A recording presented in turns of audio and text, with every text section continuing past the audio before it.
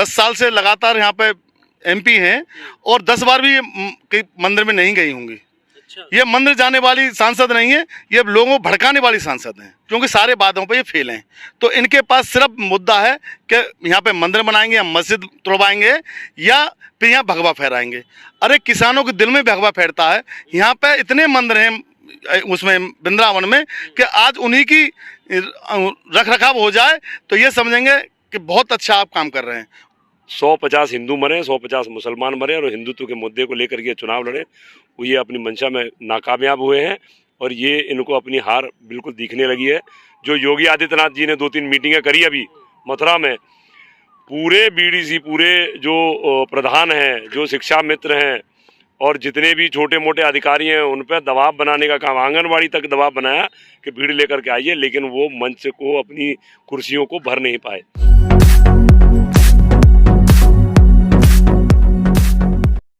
तो अलीगढ़ इगलास में इस वक्त हम मौजूद हैं। अभी अभी यहाँ पर अखिलेश यादव और जयंत चौधरी की रैली हुई है किसानों को लेकर और कई सारे मुद्दों पर बात हुई है। रैलियों का दौर है क्योंकि यूपी में चुनाव है। कुछ लोग हैं यहाँ पर, उनसे मैं बात करता हूँ क्या कुछ यहाँ पर हुआ। सबसे पहले जी, क्या नाम हुआ आपका? मेरा नाम जगबीर है। क्या क्या कुछ हुआ, क्या कुछ सुना यहाँ पर, क्या बोला?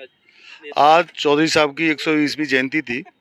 उस उपलक्ष्य में पूरा किसान इकट्ठा हुआ, पूरा युवा इकट्ठा हुआ है यहाँ और बड़ी जोरदारी से यहाँ जयंती मनाई गई चौधरी साहब की। और अखिलेश जी ने युवाओं के लिए 1 करोड़ रोजगार देने का वादा किया चौधरी साहब की जयंती पर। और किसानों को 6000 जो वो देते हैं, लोग बीजेपी वाले ठगते हैं किसानों को, उसके उपलक्ष्य में 12000 चौधरी साहब ने बोला कि 12000 हम किसान को देंगे और सीमांत किसानों को हम 15000 रुपये देंगे। और बड़ा जोर था किसानों में और युवाओं में, बड़ी जोरदार जयंती मनाई गई चौधरी साहब की। अच्छा जी। जो किसान सम्मान राशि जो बीजेपी की तरफ से मिल रही है, क्या उससे सहमत नहीं है? नहीं, उससे सहमत नहीं। किसान को जो राशि बीजेपी दे रही है, सबसे पहले किसान की लागत उन्होंने 10 गुनी बढ़ा दी। जो लागत पहले कट्टा मिलता था 400 का, 500 का, आज वही कट्टा DAP का 1800 का मिला है किसानों को। तो किसानों की लागत तो उन्हें कर दी 4 गुनी और आमदनी कर दी आधी। ये सबसे बड़ी टीस है किसानों के विरोध में काम कर रही है बीजेपी सरकार।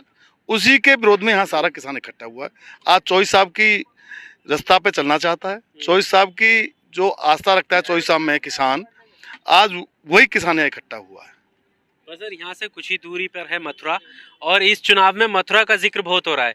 ये कहा जा रहा है कि अब जो है मथुरा की बारी है, वहाँ पर मंदिर बनवाएंगे, भव्य मंदिर का निर्माण होगा और ये मुद्दा जो है चुनाव में काफी उछल रहा है। तो क्या यहाँ के लोग इस मुद्दे पर वोट नहीं करेंगे? देखो, इनके पास विकास के नाम पर कोई चीज नहीं है, क्योंकि इन्होंने सन 2014 से युवाओं को और किसानों को और मजदूरों को और मध्यम वर्ग को जो ठगा है, अब इनके पास कोई नहीं बचा वादा करने के लिए, क्योंकि सारे वादों पे ये फेल हैं। तो इनके पास सिर्फ मुद्दा है कि यहाँ पे मंदिर बनाएंगे या मस्जिद तोड़वाएंगे या फिर यहाँ भगवा फहराएंगे। अरे किसानों के दिल में भगवा फहरता है। यहाँ पे इतने मंदिर हैं उसमें वृंदावन में कि आज उन्हीं की रख रखाव हो जाए तो ये समझेंगे कि बहुत अच्छा आप काम कर रहे हैं। उनका रखरखाव नहीं है, ये मारने का काम कर रहे हैं पुजारियों का। ये पुजारियों की हत्या कर रहे हैं। ये मंदिर के नाम पर आना चाहते हैं, पर यहाँ की जनता ये समझ चुकी है कि ये मंदिर मस्जिद में हम बटेंगे नहीं, हम भाईचारा एकता जिंदाबाद रखेंगे। केशव प्रसाद मौर्य ट्वीट करते हैं, फिर यहाँ की सांसद मथुरा की, वो कहती हैं कि हाँ, हमें भी जो है मंदिर चाहिए, लोगों की मांग है। वो सांसद जी मथुरा में मैं समझता हूँ 10 साल से लगातार यहाँ पे MP हैं और 10 बार भी ये मंदिर में नहीं गई होंगी। ये मंदिर जाने वाली सांसद नहीं है, ये लोगों को भड़काने वाली सांसद हैं। केशव प्रसाद मौर्य जी मध्यम वर्ग जो आता है, OBC आता है, OBC के नाम पर ये सत्ता में आए थे और OBC को ठगने का काम इन्होंने किया है। OBC को इन्होंने 50% में बंद कर दिया, OBC SC को, और 50% से आगे नहीं जा सकता। आज जितने युवा योग्य हैं जो 27% भी लड़ रहे हैं और इन्होंने वो काम किया, OBC को ठगने का काम किया केशव प्रसाद मौर्य ने। जब केशव प्रसाद मौर्य को वहाँ की जनता जहाँ से आते हैं गाली देना शुरू काम कर दिया और इनके खिलाफ नारेबाजी करनी शुरू कर दी, तो केशव प्रसाद मौर्य जी अब मंदिर का नाम ले रहे हैं। उनके छलावे में यहाँ की जनता नहीं आने वाली। उनका मानना है कि अब तो किसानों की जो मांगे थी वो भी पूरी कर दी हैं, कानून रद्द कर दिए, किसान भी खुश हैं, सब लोग खुश हैं, जनता खुश है, वोट करेगी। देखो, इन्होंने किसानों की कोई मांग पूरी नहीं की। जब किसानों के पास वो छलाब का ये तीनों कानून लेके आए अदानी अंबानी के कहने से। ये सरकार अदानी अंबानी की है, किसानों ने इनसे कोई नहीं मांगा था तीनों कानून, ये कानून किसानों पर थोपे गए थे। और असली मांग जो किसानों की है वो एमएसपी की है, जो आज तक इन्होंने पूरी नहीं की। आज इन्होंने ठंडे बस्ते में डाल दी है। इन्होंने किसानों को खालिस्तानी पाकिस्तानी कहने का काम किया है। किसान इनको समझ चुका है, किसानों इनके बहकावे में नहीं आने वाला। खुश नहीं है किसान? किसान बिल्कुल खुश नहीं है। किसान अगर खुश होता तो आपने जो जन सैलाब इतना बड़ा यहाँ देखा है, वो इतना बड़ा जन सैलाब यहाँ पर नहीं आता। ये जन सैलाब ने आज ये बता दिया कि उत्तर प्रदेश में परिवर्तन होने जा रहा है। जो सवाल आपने पूछा, जो केशव प्रसाद मौर्य जी ने ट्वीट किया, उनको अपनी हार दिख रही है, वो हारने जा रहे हैं। उन्होंने हिंदू मुस्लिम को लड़ाने की जो योजना बनाई, मथुरा में आकर के बाल कृष्ण का दुग्धाभिषेक कराने की जो इन्होंने योजना बनाई, उसमें वहाँ के भाईचारा ने मिल करके एकजुट होकर के ये संदेश दिया कि हम हिंदू और मुसलमान एकजुट होकर के काम करेंगे, हम आपस में लड़ेंगे नहीं। इनकी मंशा 150 हिंदू मरे, 150 मुसलमान मरे और हिंदुत्व के मुद्दे को लेकर के चुनाव लड़े, वो ये अपनी मंशा में नाकामयाब हुए हैं। और ये इनको अपनी हार बिल्कुल दिखने लगी है। जो योगी आदित्यनाथ जी ने 2-3 मीटिंगें करी अभी मथुरा में, पूरे बीडीसी, पूरे जो प्रधान हैं, जो शिक्षा मित्र हैं और जितने भी छोटे मोटे अधिकारी हैं, उन पर दबाव बनाने का काम, आंगनबाड़ी तक दबाव बनाया कि भीड़ लेकर के आइए, लेकिन वो मंच को, अपनी कुर्सियों को भर नहीं पाए।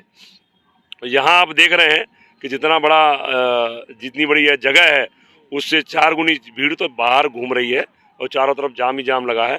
ये जब है जब इनके पास, अखिलेश जी के पास और जैन जी के पास आज की तारीख में देने के लिए कुछ नहीं है, लेकिन उन दोनों की कार्यशैली को देख करके ये जनता मन बना चुकी है कि उत्तर प्रदेश में परिवर्तन होने जा रहा है और गठबंधन की सरकार आने जा रही है, ये सुनिश्चित है।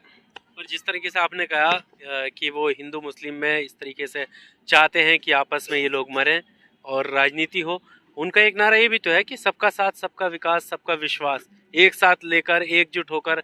प्रधानमंत्री नरेंद्र मोदी नारा देते हैं कि एक साथ लेकर हम आगे बढ़ना चाहते हैं। देखिए, इनका नारा तो वही है, सबका साथ सबका विकास, लेकिन इन्होंने सबका विनाश किया है। हर व्यक्ति का विनाश किया। किसी भी वर्ग को उठाकर देख लीजिए आप, चाहे वो किसान वर्ग हो, चाहे शिक्षा मित्रों का सत्यानाश किया, नौकरी वालों का इन्होंने सत्यानाश किया, पेंशन को रोकने का काम इन्होंने किया, डीजल पेट्रोल को बढ़ाने का काम किया, रोजगार देने का वादा करके ये सत्ता में आए और रोजगार छीनने का काम इन्होंने किया। रेल इन्होंने बेच दी, सेल इन्होंने बेच दी, बेल बेच दी, BSNL बेच दिया, MTNL बेच दिया, इन्होंने एयरपोर्ट बेच दिए, एयर इंडिया बेच दी। इन्होंने छोड़ा क्या है?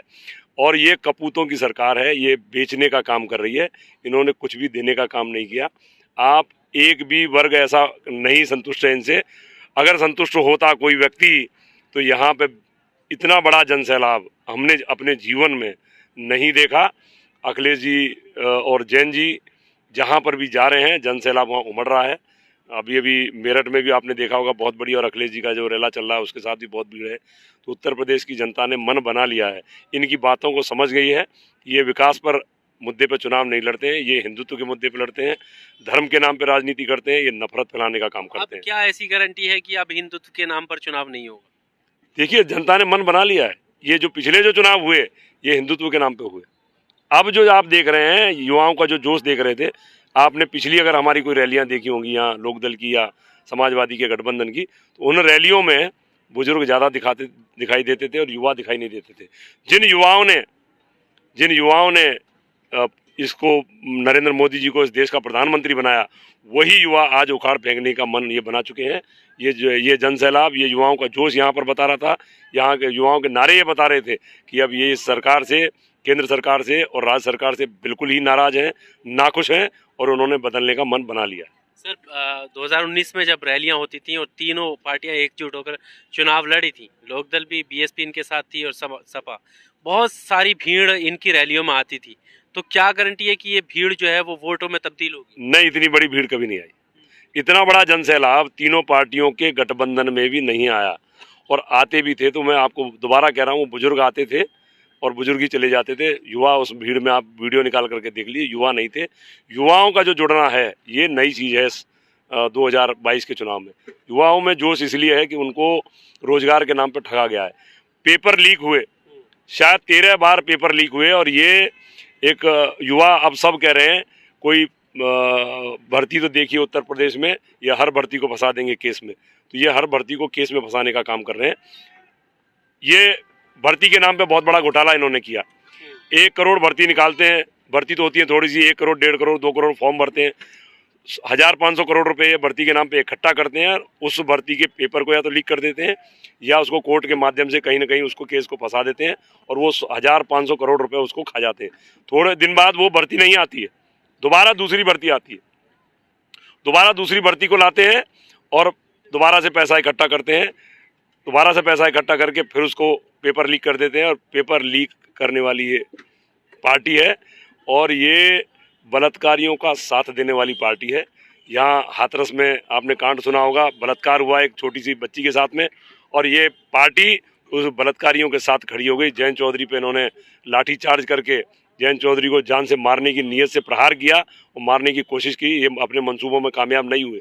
उसके बाद में आपने देखा कि वहाँ पर लखीमपुर खीरी में इनका मंत्री गाड़ी से इन्होंने टैनी ने गाड़ी से कुचलने का काम उसके बेटे ने किया, गोली उसकी पाई गई और हत्या करने के बाद भी ये सरकार उस टैनी के साथ आज भी पाम गाड़ के खड़ी है। पत्रकारों के साथ जब बदतमीजी करी उसके बाद पत्रकार भी इसके खिलाफ में हो गए, लेकिन ये सरकार आज भी उस हत्यारे के साथ खड़ी है, उसको हटाने को तैयार नहीं है, उनको सजा देने को तैयार नहीं है। ये इनका आदमी गुंडागर्दी करता है, हत्या करता है। सेंगर का आप देख लीजिए, सेंगर जब केस में फंसा तो ये सरकार पूरी खड़ी थी, लेकिन जब उन्होंने ट्रक के माध्यम से हत्या कराई जब ये बैकफुट पे आए। इसी प्रकार से मोदी जी भी 1 साल में जब 700 किसान शहीद हो गए तो इन्होंने एक बार भी दुख व्यक्त नहीं किया। जब चुनाव आ गया नज़दीक तो मोदी जी ने खड़े होकर के माफ़ी मांगी, घुटने टेके और तीनों बिलों को वापस लेने का काम किया। ये सब चुनाव की वजह से हो रहा है। अगर ये चुनाव नहीं होता तो किसान ऐसे ही मरते रहते, लेकिन ये अहंकारी सरकार पीछे नहीं हटती। इन्होंने डीजल पेट्रोल के रेट गिराने का जो काम किया है, ये भी इन्होंने आज की तारीख में जब सामने चुनाव दिख रहा है, जनाधार घट रहा है, इनको लग रहा है कि हम चुनाव हारेंगे, जब इन्होंने डीजल पेट्रोल को गिराने का काम किया। ये 10 रुपये 12 रुपये जो इन्होंने गिराए हैं वो भी इसीलिए गिराए कि सामने चुनाव इनको दिख रहा है और अपनी जो ज़मीन है वो खिसकती दिख रही है, इसीलिए ये अभी सरेंडर हैं। लेकिन ये कितने भी सरेंडर हो जाएं, कितने भी योजनाएं बना लें, जनता ने अब मन बना लिया है कि 2022 में अखिलेश यादव जी की और जयंत चौधरी जी के गठबंधन की सरकार बनेगी और मुख्यमंत्री उत्तर प्रदेश के अखिलेश यादव जी होंगे और उप मुख्यमंत्री जयंत चौधरी होंगे।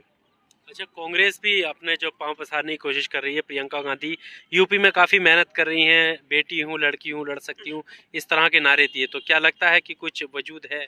देखिए, उत्तर प्रदेश में लड़ाई में न तो कांग्रेस है मुख्य धारा में और न तो बसपा है, ये दोनों मुख्य धारा से बाहर हैं। लड़ाई जो रहेगी बीजेपी के और इस समाजवादी और लोकदल के गठबंधन के बीच में लड़ाई रहेगी। और जो कांग्रेस है और जो बसपा है, ये दोनों लड़ाई से बिल्कुल बाहर हैं। इनके 10-10 5-5 विधायक आ जाएं तो बहुत बड़ी बात मान। 10-5 विधायक, बस इससे ज़्यादा नहीं आने। जनता नकार चुकी है। आप देखिए मायावती जी कहाँ बोल रही हैं, मुख्य मुद्दों पे कहाँ बोल रही हैं। किसान इतने दिन वहाँ रहे, 1 साल रहे वहाँ, 1 साल में 1 दिन मायावती जी ने कुछ बोला हो, किसानों के फेवर में बोला हो? इनको तो ईडी का और सीबीआई का डर है, ये अपने मुंह से कुछ बोलने को तैयार नहीं है। और जिसको डर है वो राजनीति नहीं कर सकता। हमारे नेता मंच पे जयंत चौधरी खड़े होकर के दहाड़ रहे हैं। एक जीवन में चौधरी चरण सिंह से लेके अजीत सिंह से लेके और जयंत चौधरी तक एक भी दाग, एक भी इन पे आक्षेप नहीं लगा, कभी इनकी जांच भी नहीं हुई। मंच पे खड़े होकर दहाड़ रहे हैं। इनकी हिम्मत को दाद देता हूँ। जिस तरीके से पश्चिमी उत्तर प्रदेश में इन्होंने रैलियां करके राष्ट्रीय लोकदल को मजबूत किया है, इस गठबंधन को मजबूत किया है, और चौधरी अजीत सिंह हमारे बीच में नहीं रहे हैं। उन्होंने भी इस जो आंदोलन को, ख़त्म होते हुए आंदोलन को, जब राकेश टिकैत जी से ये कहा कि तुम्हें अगर किसी ने उंगली उठाई तो मैं पूरे पश्चिमी उत्तर प्रदेश की ईंट से ईंट बजा देंगे, मैं तुम्हारे साथ खड़ा हूँ, इसी वजह से ये आंदोलन आगे चला और आगे चल करके अपनी मंजिल पर पहुँचा। हमने तीनों बिलों को वापस भी कराया। जो ये अभिमानी तानाशाही सरकार है, ये कहते थे कि हमारे मोदी जी कभी एक बार जो कह दिया पीछे नहीं हटते, तो उनको पीछे भी हटना पड़ा, माफ़ी भी मांगनी पड़ी और तीनों बिलों को वापस भी लेना पड़ा। किसान